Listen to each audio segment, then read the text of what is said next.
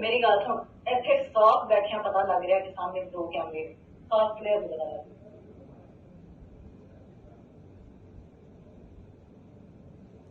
यार फोन चौकी लो मैं कहनी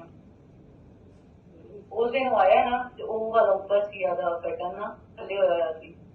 उत्ते सी उन्हें मैंने इत्थे बहन तो पहले क्या कि वो कटन थले करके आ कि बाहरों ही ना तुझे लो वो यार उससे मैं चाहता हूँ क्योंकि अपनी कटन कभी नहीं करना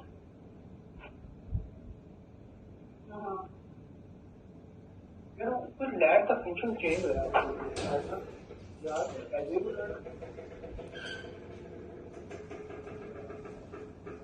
वो वाली ऑन करके ए वाली ऑफ करना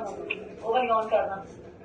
ए वाली ऊपर वाली ऑफ कर दे थले आ रहे हां लेकिन वो ऑन होती है तो ਉਹਦੇ ਨਾਲ ਉਹ ਵੀ ਹੋ ਜਾਂਦੀ ਹੈ ਖੈਰ ਉਹਦਾ ਤਾਂ ਪਤਾ ਨਹੀਂ ਚੱਲ ਰਿਹਾ ਇਹਦਾ ਉਹ ਨਹੀਂ ਇਹਨਾਂ ਨਜ਼ਰ ਆ ਰਿਹਾ ਮੈਨੂੰ ਉਹ ਨਹੀਂ ਇਹਨਾਂ ਕਲੀਅਰਲੀ ਨਜ਼ਰ ਆ ਰਿਹਾ